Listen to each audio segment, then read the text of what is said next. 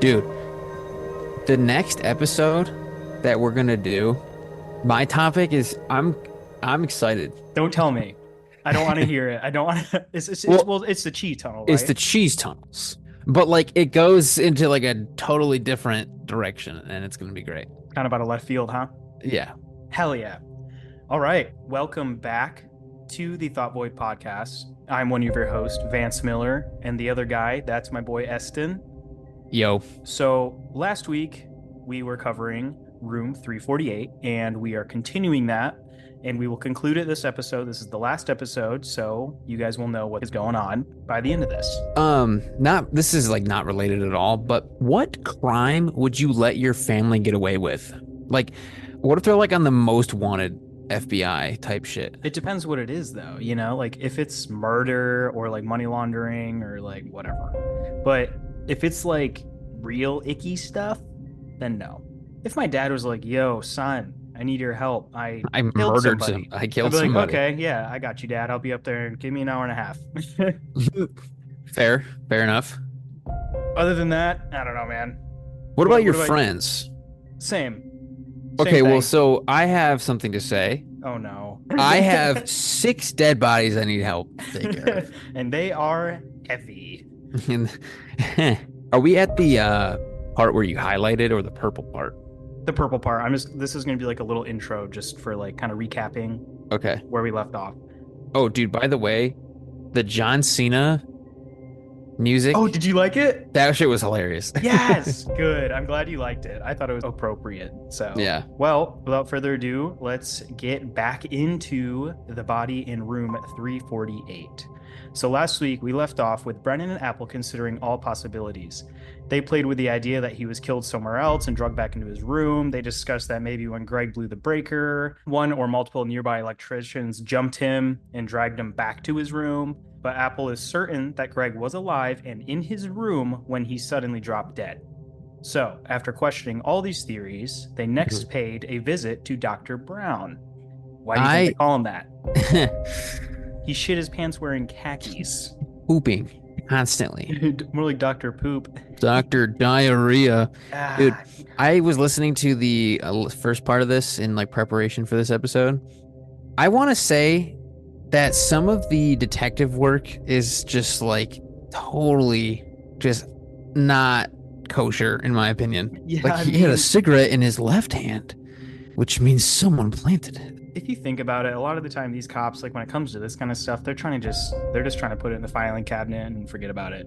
Like, oh yeah, Mm. he had a heart attack, even though half of his organs are mashed potatoes. So Could you imagine if they found him and his intestines were actually replaced with mashed potatoes? he got spuds for guts. Ken wanted to know if the injuries Brown had seen might have been caused by a severe beating. They might have, the doctor said. The laceration of the scrotum could have been caused by a hard kick, especially if the assailant had been wearing steel-toed boots. The electricians next door wore construction boots, which is why they're so adamant about these electricians. Which I feel like okay, so if you take like a Ziploc bag, right, and it's like full of air and you smack it, it pops. Yeah. I feel like to have that happen to your testicles, Yeah. you have to get hit with so much So force. much force. I understand that this is a total I said this in the last episode like 15 times, but like I can't understand how they are drawing that conclusion when his like ribs and shit are fucked up and there's no bruising. I know. You know how they said that he was hit in the head? Yeah. They haven't talked about like any wounds to the head yet. No, they It's all haven't. They focusing on the haven't talked body. about his brain or anything. Yeah. Astute observation, Eston. Thank you. I'm a detective.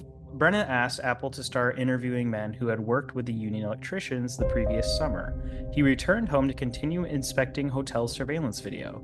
It was time-consuming work and not particularly helpful. He calls it. Looking to see the to and fro. The cameras showed Greg coming in from work that evening. They showed several of the electricians making trips to their vehicles in the parking lot, but there was nothing obviously suspicious. So they're just going back and forth to their cars just to hit the bowl, you know? Yeah, just to, hit up some crack or something. Dude, I was thinking weed, but yeah, meth works. I feel like that would really suck to like go through hours and hours of all this surveillance footage and then just be like, yeah, that didn't do shit. I just wasted Dude, like 14 hours of my life. and looking at like that super low resolution, I Oh, feel like would make your eye, like your prescription, go down infinitely like worse. so bad.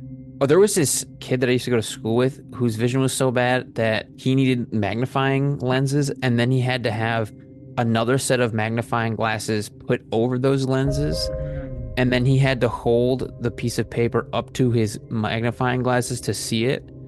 And I feel like that's how I feel when I I look at these like security camera footages. That's wild. You want to talk about bug eyes, dude. Oh, poor This kid, dude. He's gonna this be kid, blind when we're 30. this guy had like 4D vision with these glasses on. When Brennan returned to Baymount, I actually found out it's Beaumont. Makes So sense. we're gonna go with that. But then why When is it beautiful, not beautiful or whatever the fuck? It's Texas, bro. When Brendan returned to Beaumont in late May, he and Apple went to see some of the coworkers who had not been interviewed. By this time, the union electricians had been gone for 7 months. Apple's efforts with the coworkers had uncovered nothing, but Brendan was convinced it was worthwhile. So he's hunting them down, and it's been months. That would They're just like, piss me dude, I off. don't, yeah, I'm same. I'd be like, bro, I don't know what happened. Just leave me alone. Like, bro, I don't even remember this trip anymore, my guy. Like, I Right, like I don't even remember who I was bunking with, just want to bro. go home. Human nature being what it was, if any of the electricians knew something about Greg's death, word would have spread. So they made the rounds. Yes, most of the men had heard about the man who died in the Elegante Hotel. Did anyone know yet what had happened to him? All of what these Goddamn. men knew was second or third hand or worse, and was predictably confused. As Brennan would remember later, one of the crew foremen, a man named Aaron Ork, had heard something about a gun going off in a boarding house. What?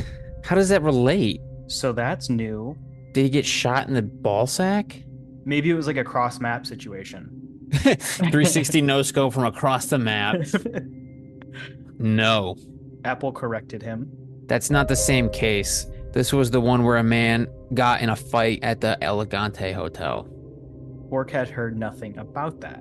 As they drove away from Bork's house, Brennan said, We need to go back to the hotel. What are you going back there for? Apple asked, noting that he and Ken had checked out the room thoroughly. We're going to look for a bullet. Hold on. No, you're Hold good. on. Yeah, you're good. If there was a bullet, I feel like that would have been like first day findings. Right? You're like, oh, There's a bullet look. either in this person, there's a bullet residue somewhere. I almost feel like they're just milking it for like, are they getting paid hourly for this? I don't know. It's been months though, so they're about to get a fat check. Yeah. In room 348, they began inspecting the floor, the furniture, the walls, everything. They were both working on their hands and knees, shining flashlights under furniture. They found nothing. Brennan was frustrated because he was now convinced that somehow a gun had been involved. They were about to give up when he noticed an indentation in the wall alongside the closed door that led into the adjoining room. The indentation was a repair job. It appeared to be right where the handle of the door would hit the wall, typical hotel room wear and tear. But when he swung the door open, the knob and the dent didn't quite match. The doorknob touched the wall slightly to the right. Okay. Let's take a look at the other side. Brennan suggested. When they got the hotel security guy to let them into room 349, there was no mistaking what they found on the wall there. Ooh. Brennan stood alongside a small, neat hole in the wall that had been patched with a dab of faintly pink filler that turned out to be dried toothpaste. When he measured its height against his hip, then walked back into 348 and measured the indentation, they lined up. A small, neat hole in 349 marked its entry, the larger hole in 348 its exit. Shit. How did That was nobody patched else with toothpaste. How did nobody else hear that? How did nobody else go like, that was a gunshot. I should probably call somebody. He was just saying he heard a gunshot in a nearby boarding house. Well, I'm saying like anyone else who was sleeping there. Like, how did the neighbors not go like, did someone just That get was a shot? loud gunshot. Like, wow, it sounds like a gunshot went off next door. Maybe we should call for help. Yeah, that's bad on the citizens here. They should really have called that in. So my thought process here. Okay, let me lay out some stuff for a Okay. second. Okay. So the only thing that they have mentioned so far about the injuries that our boy Greg here has sustained, his scrotum scrambled and his intestines fucked and a hole in his heart And broken ribs. Don't and a forget bunch of those. broken ribs. Is this going to suggest that the bullet went through his nutsack? Yes. Yes. I think What you're a right. what a money shot. So it And went through his balls, all the way through his torso and into his heart. would that not would the autopsy not be like, oh, there's a bullet lodged in this Right? person? And I also feel like when you look, when whoever's doing the autopsy, like the coroner, when they look, they should be able to tell, okay, that's a bullet wound. It's torn up this way. It's this clean. It's, this or that. They should know, right? They should Right? be like, this was a bullet. Even if they Like didn't have the bullet, they should be able to tell that it was a bullet wound. like yeah, this person was might have been shot. We should check Right. this. So this is definitely taking a turn. All right, let's Okay. continue here. Beaumont's crime scene investigators carefully excavated both holes and shined a laser through. The trajectory pointed straight up to the bed where Greg had been sitting, smoking, eating candy, and watching Iron Man. Brennan said, This motherfucker was shot. Dr. Brown was not convinced. Shit, dog. I'm gonna be real. I get that there's like some evidence to suggest that he might have been shot, but wouldn't there be okay, It lines up though. it lines up, but wouldn't there be like blood on the sheets and like Yeah. if he was under the sheets there had to been like a bullet hole through his nut, like the pants and underwear that he was in or the sheets. Well, dude, yeah, right. And like when you're shaving your balls and you like nick it, it bleeds quite a bit. So I feel like there'd be blood everywhere, especially if you got shot in the ball sack. That shit's Like gonna bleed a lot. that's a lot of fucking blood, dude. It just seems stupid for some reason. It really does. I mean, to be honest though, this is probably the best detective work that they've done thus far. And it's been months Yeah. since Greg has been found dead. Yeah, he's been buried for like 7 months now. He's already decomposing. Like, Yeah. this is come and gone, and they're just now being like, oh, there's a The bullet bullet hole in the wall. in the wall. Oh my god. So he had examined the man's body from head to toe, cut him open, inspected his inner organs one by one, and reversed the expectations of the police. With precision and with insight for years, he had determined that Greg died not from natural causes, but from a severe beating. Now, they wanted to tell him that his careful and professional observations were wrong? Question mark. They had missed, of all things, a bullet wound. And that, that's what we're saying too. It's like, how could you miss that? And like, how could you miss a fucking bullet, dude? Well, yeah, I mean, Unless there reached in there. There was probably no got exit him. wound. Yeah. Because it would be like out of his back, or Whatever. if it went through his heart, it'd be like come out of like his shoulder or something. And if not, it would have been stayed in there. And Exactly. I'm starting to think that like maybe he was shot and then they dug up in his shit to like pull out the bullet. But then I feel like that would But what, cause from the balls though? yeah, like that would cause so much blood to get everywhere, don't you think? Yes, absolutely. And if there's a hole in his heart, but there's not two holes in his heart, that means the bullet is in his heart. I would assume. Symbolic. Brennan volunteered to do the talking. After he and Apple had found the bullet hole and traced the trajectory, the answer to the mystery of Greg's death was, he believed, clear. But in order to act, in order to bring Greg's killer or killers to justice, they would have to get the coroner to rewrite his findings. You could not argue in court that a defendant had shot someone if the medical examiner's office had concluded that the victim had not been shot. So they're like, yo, I know you did your job probably really well, but can you like say that you didn't? Yeah, I mean, like, come on. And like we keep bringing up, this is how long ago? He's like, bro, I don't even remember that guy. It's like, dude, I've cut like 15 other people open. And think about it too. It's been 7 months. This guy's probably been buried, if not cremated. They can't just go be looking for that. He's like, oh yeah, I have all of his ashes. Let me just puzzle him back together. Let me just reconstruct his body using the atoms of his ashes. I'm going to use his ashes with his DNA, incubate a child version of him, kill him the same way once he gets old enough, and then do the autopsy again. In about 40 years, my protege will shoot him in the same way. Everything's going to be fine.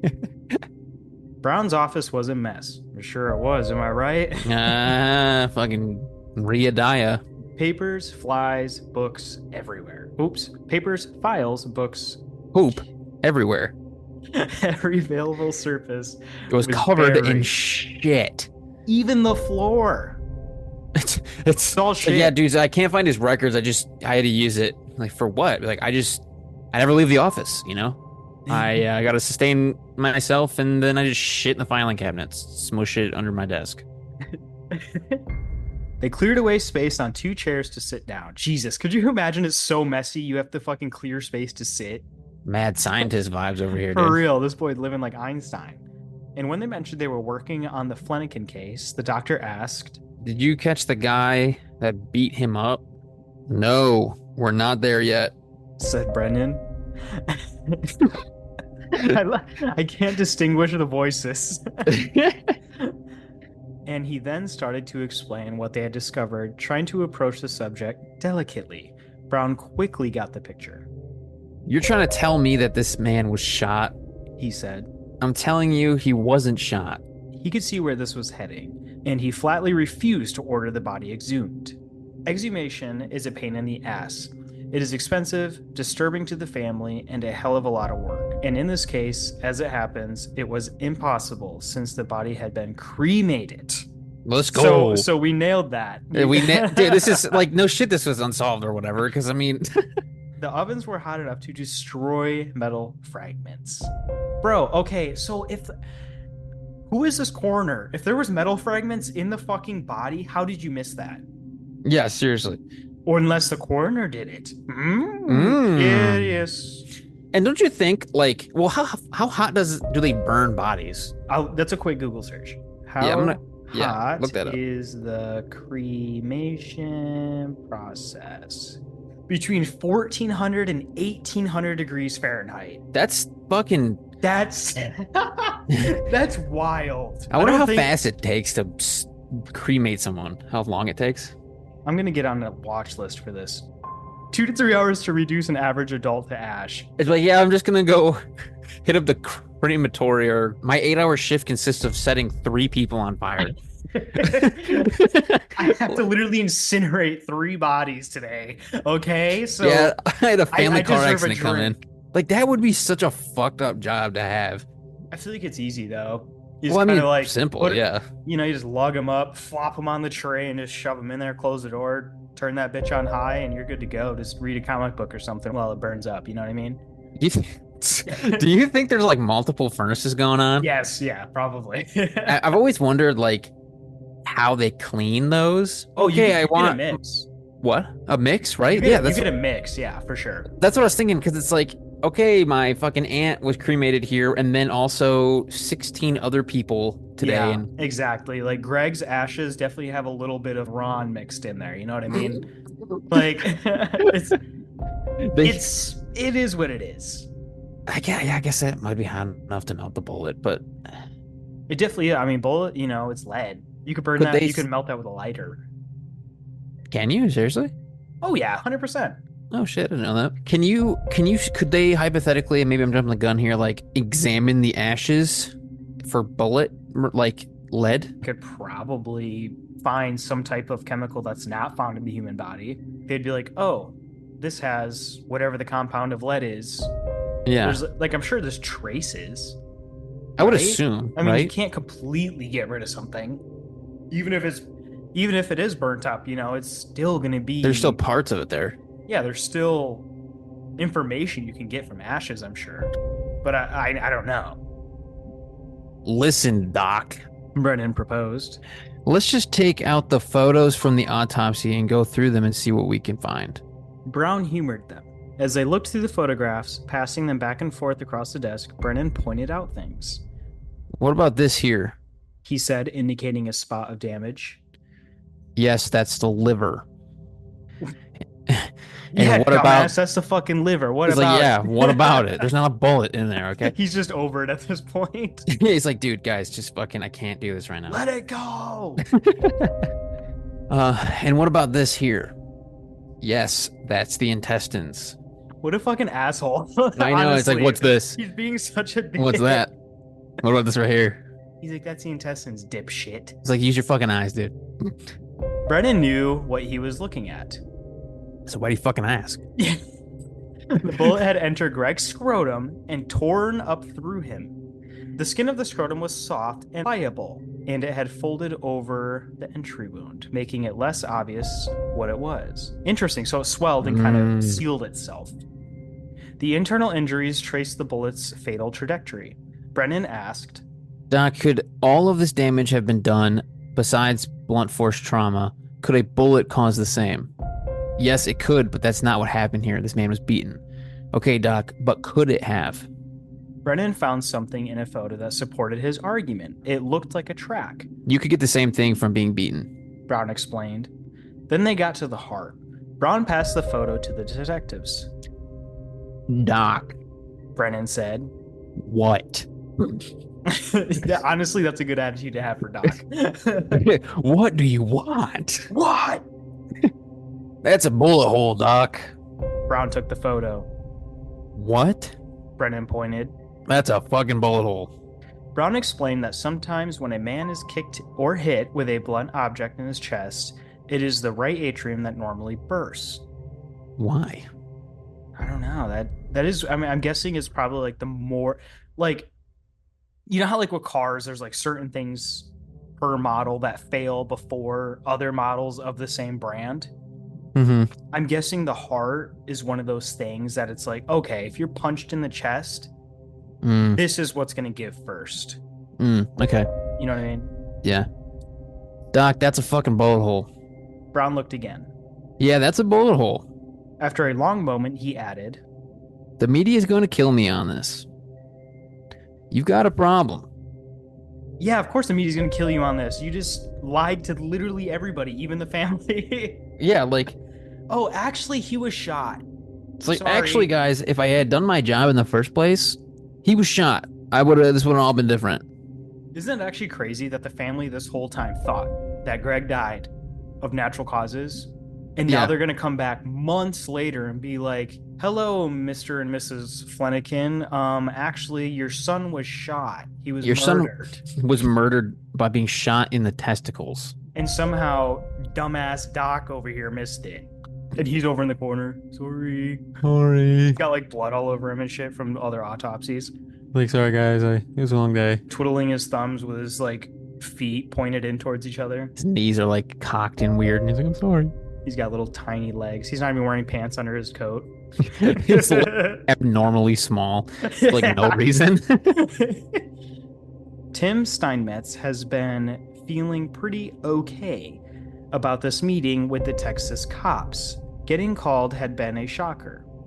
It has been more than 7 months since he and Lance Muller had come home from the job in Beaumont. Now, 2 cops from down there had come all the way to Wisconsin to see him, to question him about the guy who had died next door. It had been worrisome. He and Muller had conferred about it beforehand by phone and made sure their stories were straight. Steinmetz met the detectives in an interview room at the Chippewa County Sheriff's Department, and really, they could not have been nicer. Tim sat in a swivel chair on one side of the big wooden table, and they sat opposite him with their notebooks open and files handy. They thanked him for coming in. They assured him that this was routine. I feel like they always say routine because they're trying to be as nice as possible and act like they're your friend and act like they're trying to help you. It's all routine, except I'm going to arrest you and you're going to get in prison. We've all seen police interrogation videos. Usually they're not your friend. And they had walked him through the evening asking a lot of questions, with Steinmetz answering diligently, trying to remember every detail, leaving out the part about the gun, of course. But the detectives have not pushed him at all. I feel like if this was me in this situation, I would have never, no idea. Same. Like I'd be like, hey, remember that thing that happened? Yeah, I remember that. I'd be like, what can you tell me about that night? I don't fucking know, dude. I was just hanging out. Some dude died, and then you guys showed up. The power went out. What were you doing, Eston? Huh? But what were you doing? Did you have a gun by any chance? Did you have Huh? a gun on you? Huh? Did Did you you have it shoot him? pointed through the wall directly at him? Also, how okay. So if he was shot, Yeah. how did the person know to aim perfectly at one spot in the wall to hit Greg directly and kill him? Like Yeah, I know everything lines up and stuff, but like like is the talk chances. about luck for the Yeah. murderer, I guess. Maybe they did like a hypothetical, like, okay, if this was reversed, like if you're standing in a hotel room, you could kind of visualize like what angle you could point it to hit what area, I guess, if they're the I same, guess, if they're yeah. mirror, you know what I'm saying? If they're the same hotel room, yeah, that is a good point. But then You like, could, I'm sorry, but could you imagine yeah, whoever killed him laying on their bed and being like, I bet the guy next door is on his bed. And just aiming like straight through the wall and just shooting. just bah! I mean, like, he's probably right there, huh? And it's crazy too to think that like of all the places they could have hit that guy in the nutsack, That's a like money shot. that was like that's That's like, art. instead of plus 10 for getting a body, that's like plus 20. That's like the game, I Yeah, think. like, that's like a bullseye. You heard the guy next door to you died? Asked the older one. The big man with the white hair comes straight up in front. Ken Brennan. Like, no shit. Yeah, I heard that there was a dead body next to me all night. Yeah, I Yeah, I did heard catch that. wind of that. Yep. He's like, yeah, when all the paramedics and police showed up, I fucking saw it happen. Like, all that fucking ruckus. Yeah, I did notice. I thought they were cheeseburgers coming through the fucking. I thought it was an ice cream truck. I thought it was a catering service. So did the guy in the elevator. Yeah. Apparently, when Greg was being taken down for autopsy, Fucking Brown is just like licking his fingers. What do we got today? gravy. I wonder who ate the rest of his candy bar. I hope he did. I hope he at least got to enjoy the rest of his candy bar. What do you think he was eating? I feel like Greg is kind of like a Twix guy. I think the candy bar he had, I forget the name of it, but it was like Payday adjacent. It had like Oh, like, some yeah. chocolate, Mhm. all that shit. Normal, crunchy peanut butter. I don't fucking know. We did hear that, Said Steinmetz. but we really didn't know for sure what the hell was going on. We had no idea. We didn't hear no commotion next door, no bang, no nothing. That's why this was kind of weird. Brennan and Apple took notes. Then Apple carefully wrote out Steinmetz's statement. And that's it, huh? The electrician asked. That's it. Said Apple. You guys flew all the way here for that? Brennan asked Steinmetz to go through the statement, read it out loud, and make any corrections he wanted. Steinmetz noticed that Apple had put down that he was an apprentice, so he had changed that to journeyman, which honestly, I don't know if you guys know this, that's a big difference. It's a pretty big, yeah. Journeyman are crazy. Money. Baller. Yeah, they're balling. They have like no lives though. Yeah, they're working. Storm comes through. Work. 4 a.m. to restore power. You're gone, bro. Sorry. But you're making good money. The title Journeyman is so fucking cool too. I know it would be badass. It's a flex. Yeah, we're journeyman. I'm a journeyman. Like, yeah, I make 6 figures. It's no big deal. He initialed all the places that he made a change. Then they brought a local cop to notarize the statement right there in front of him. So Steinmetz was feeling pretty good when he stood up to go. is that it? He asked. Hang on a second. Said Brennan. His tone was different now. Harsh. It was until you signed that statement. And now you've got a problem. Okay. Said Steinmetz, startled. He sat down again. Uh-oh. What? Uh-oh. He's getting sus over this boy. See, but like, I feel like that's not fair. That's not fair, yeah. Like, you can't just be like, yeah, sign this. Like, okay. Like, yeah, this is Gotcha. fake. He's like, boom, fake And confession. like, It's like, really? really? At the top, it says in big letters, I killed Greg. Yes or no? Now tell us what really happened. Said Brennan. Because we know what happened, because now you're going to jail with him. Oof. Do you want to go to jail with Lance? Why am I going to jail with Lance? You just made a false police report. That's why. said Brennan. What a That's fucking damn. Okay, well, let's keep reading before we make accusations, okay. Tim, we know what happened. said Apple, speaking more gently. We know everything that happened down there, and I realize you were trying to be noble and protect your friend, but you are about to go get your whole family in a bind, and it's not worth it. So tell me what happened, said Brennan. Okay, that is, in my opinion, not fair. That's what they do, though, dude. They act like they're your friend, and then in some roundabout mindfuckery way, they trap you. See, like, I feel like that should be illegal. I feel like that's kind of like gaslighting. Gaslight you, and like, you know how some people like give false confessions because they've been interrogated for like 14 hours. That's the same like process here. It's like, hey, we're gonna convince this guy unknowingly to do this illegal thing, and then we're gonna arrest him on it off of like really not a lot of intel. Yeah, where's the gun? What kind of gun was it? And it's like, how old were those holes in the wall? Like, do you really think that? Right? Like, what if it was another like 2 years old? You know what I'm saying? How old was that toothpaste? Exactly. They really should have asked the maintenance in the hotel, like, hey, has this how long has it been in this wall? Yeah. Out came the whole story, corroborated later that same day, June 1st, 2011, in an interview with Trent Pisano, who had been in 349 with them. Between the two accounts, the following scenario emerged. They had been drinking beer. Mueller asked Pisano to fetch a bottle of whiskey from his car and also bring up his pistol, a 9mm Ruger. Dog. When Pisano returned, Mueller took out the handgun and he pointed it at Steinmetz, who dropped to the floor and cursed at him, and he was pointing at Pisano's direction at the foot of the bed when it went off.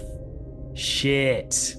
Pisano thought for a second that he had been hit, but then turned to see a hole in the wall behind him. Mueller freaked out, they both said. Mueller bundled up the gun and took it back to his car. When he returned, Pisano had left for his own room, disgusted.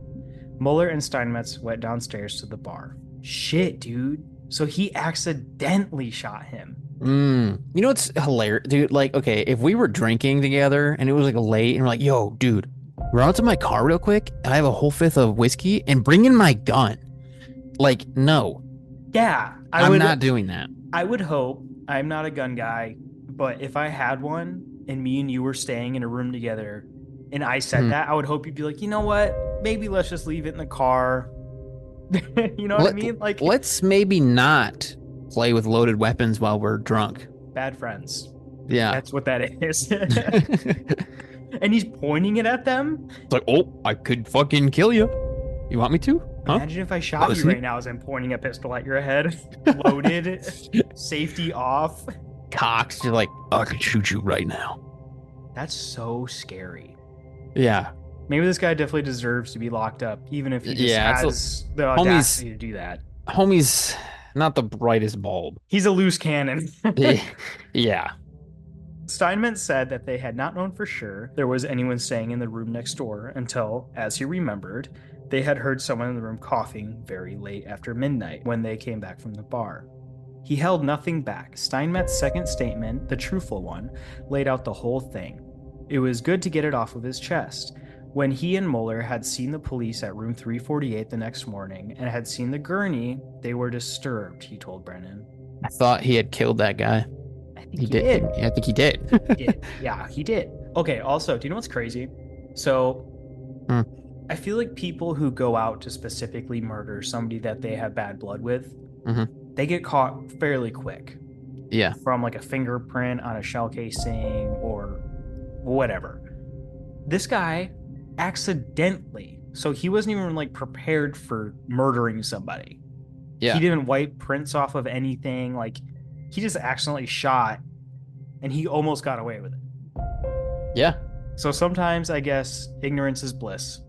This makes me think about how, like, when they took the cigarette angle, like, oh, it was in his other hand. I just feel like that, like, this information makes that guess so much more stupid. I don't know why. Hot take, I guess. Hot take from Eston over here. The only detail that didn't fit was this business of hearing a cough behind the closed door of room 348. when the two returned from the bar. For several reasons, neither Brennan nor Apple was inclined to place that much weight on it. If it was true, then Greg had survived the gunshot for far longer than the coroner believed possible. Well, also the coroner fucked up everything else, so I mean, Yeah, so come on. who's to say he's going to understand what's going on? But it did not alter the cause of death. If anything, it made the electrician's failure to check on him or call for help all the more egregious. More likely is that they had heard Greg coughing in the room the previous evening. They had been in the room next to him for that night too. They were drunk. Fixing the cough late of the night Greg died was the only shred of their story that contradicted the detectives' reconstruction, and they clung to it, even though it hardly mattered. Did anyone knock on the door next door to check on that guy? Brennan asked. No. Said Steinmetz. I always asked myself if I was in a situation like this, what would I do? And I admit, He never finished the thought. The detectives had something else they wanted him to do. I'll get you out. Listen here, boy. I'll get you out on probation if you just lay one on me. He's just like looking down and up back at his eyes like really fast. He's like, you know what I'm saying? You know what I'm saying? These khakis are getting mighty tight. Yeah? Yeah? Kind of like thrusting outward. He's just like pushing his waist up from underneath the table. Like, come on. Yeah. Don't get it. Hey, Lance. What's up? Asked Steinmetz. He dialed Moeller on his cell phone. Apple and Brennan were recording the conversation. Not much. Said Moeller. Just sitting around with my dick in my hand. That's not a direct quote. I might have added That's not that a last quote. part. Yeah. Do you want to go back to back on these dialogues? I think we should. So I'll read this one, and then you read this one, and then I'll read the next. Yeah. Cool. Did anybody knock on the door next door to check on the guy? No. I always asked myself if I was in that situation or a situation like that, what I would do, and I admit. He never finished the thought. The detectives had something else they wanted him to do. Hey, Lance, what's up? Asked Steinmetz. He dialed Moeller on his cell phone. Apple and Brennan were recording the conversation. Not much, just sitting around. Well, I just got back from down there. How'd it go? Well, I told them the whole story, what had happened that we were sticking to there, What's that? The story that we were sticking to, that we got home late that night, and the guy coughed and whatever. Right. And I was gonna leave there then because your lawyer said it would be okay, right? Right. And when I left there, they said, okay, tell us the truth. So I told them the truth, what really happened. There was a long silence on the other end. So fucked. About the gun going off and all that? Yup. What did they say? Well, that I would be in trouble, if I didn't tell them. So, what did they say? Not much. I don't know if they're going to get a hold of you or Trent or what the hell they're going to do. Moeller sighed heavily, then groaned. What did they mean by that? I mean, tell us the truth. Did they say anything about the gun prior to that, or what? No, they just said they knew exactly what happened, told me to stop fucking lying. They were pretty pissed, and then I told them exactly how everything went down, and what really truly happened. Steinmetz suggested that Moeller called Apple right away. They probably are going to come up and get your ass now that they know the truth and everything. You should probably try to make some kind of effort, The guy, he died from the gunshot. Are you shitting me, Tim? No, I'm not. Oh my god. Are you kidding me? Are you serious right now? I'm serious as a heart attack, Lance. Moeller refused to believe it. For the next few minutes of the call, he went around and around with Steinmetz. His lawyer had obtained the autopsy report and assured him that the man had not died from a gunshot wound. The story had been all over the news. It doesn't make sense, he said. If there was a gunshot, if he was killed from, a firearm, they would have said something on the damn news. Moeller had worked hard to convince himself that the accidental gunshot and the death of the man in 348 were unrelated. and that the autopsy report had confirmed it. It doesn't make sense. First, a coroner ruled that it was a heart attack, and then they start saying that something fell on him. There's no way. There's absolutely no way that guy was killed by a bullet. He asked Steinmetz how he was doing.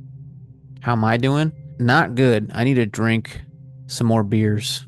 Mueller apparently applied the same remedy because later he found Brennan clearly intoxicated and started trying to explain himself. He said he wanted to make a statement. You're drunk.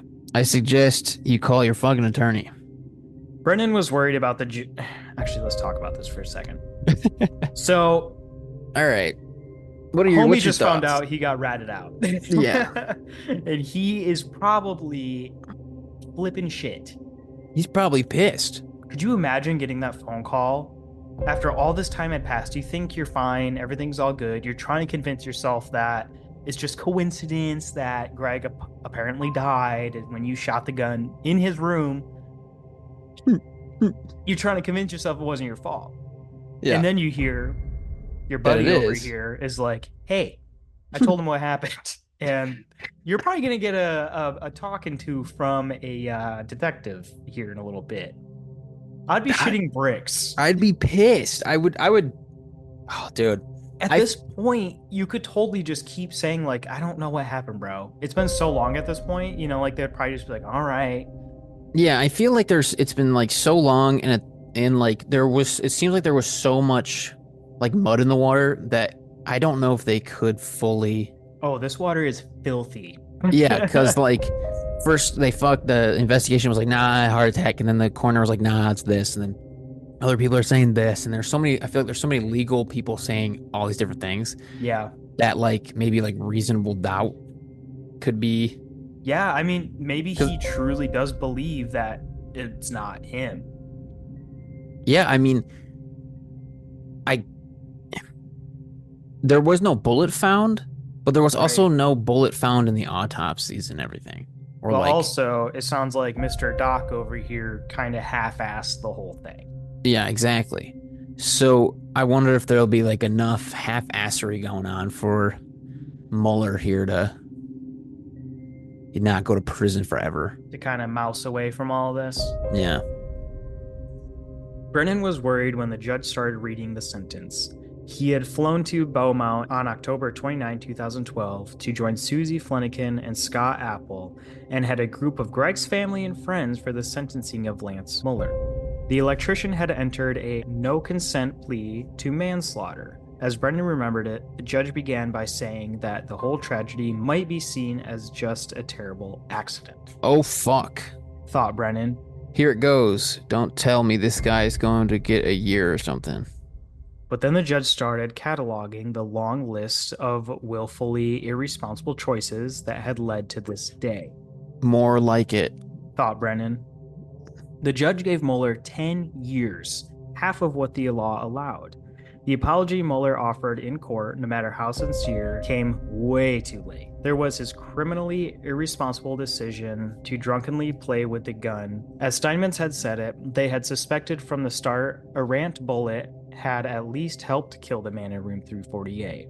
Even a heart attack, which had been the first assumption as the police rolled his body out on a gurney, might have been triggered by the gunshot. Okay, so they're thinking he got shot and then he had a heart attack. Which there's also double fucking whammy. Then after the coroner had ruled that Greg had died from blunt force trauma, Mueller was happy to accept that something might have crushed him to death, even if it was hard to imagine what.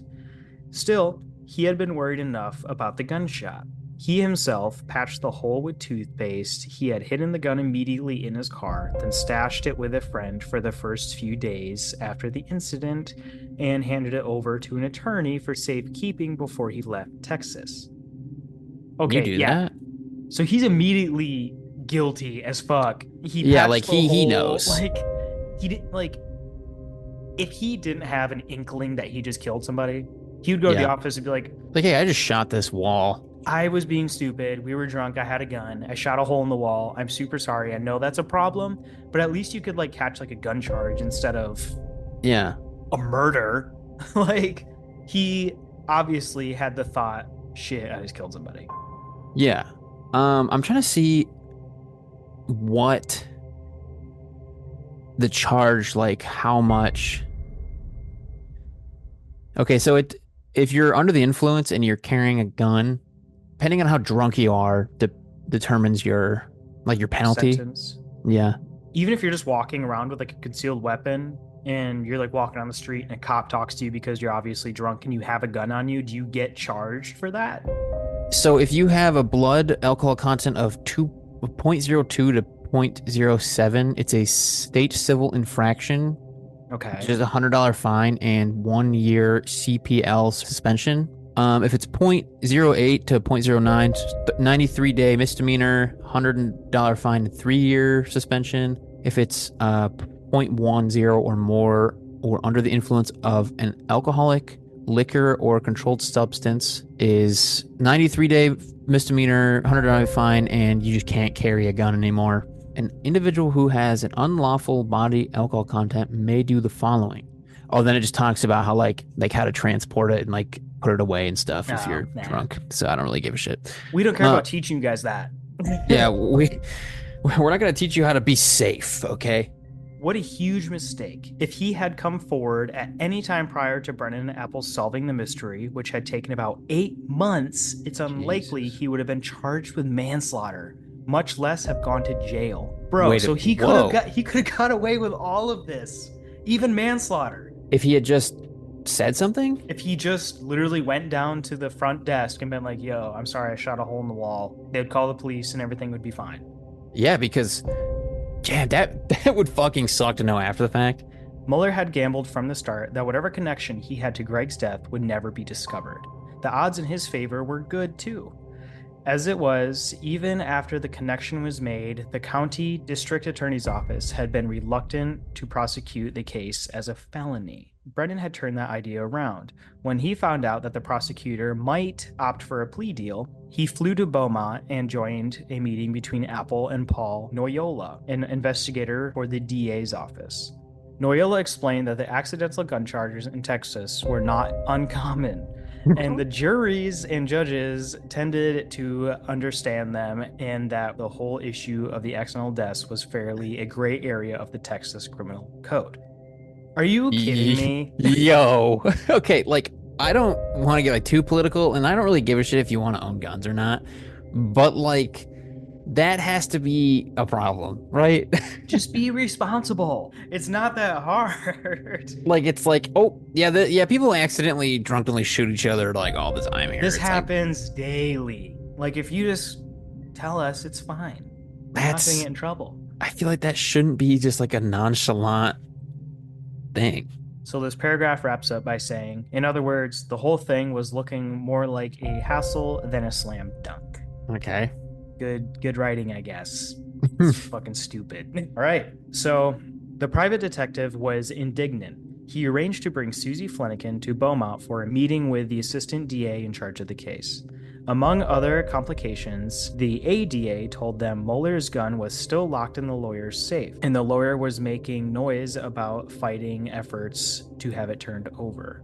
So even the lawyer's like trying to hide this gun. Well, I think the lawyers have to. I mean, Yeah, I guess it's kind of his client. job. He's defending him. Yeah, he's so defending him. That makes sense, yeah.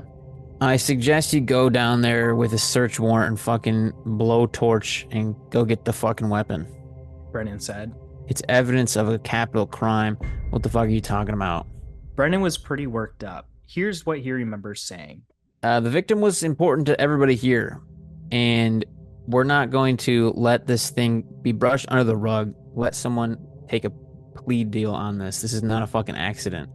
Well, an accident is when someone comes in and takes off their gun and their gun discharges and God forbid someone gets hit. That's one thing. It's completely different when somebody fucking brings a gun that they shouldn't have in another fucking state, shit-faced drunk, fucking around with a gun. The people with him realize that something bad could happen. Okay, I get it. Yeah. And dude, this isn't court. This fucking shit-faced drunk piece of garbage with a fucking gun. Yeah, these are quotes. Yeah. He discharged a round, almost killed the guy with it, and then he does kill someone on the other side of the wall. He knows that something that could happen. It's an occupied hotel. He doesn't even bother to knock on the door next door to see if anyone's hurt.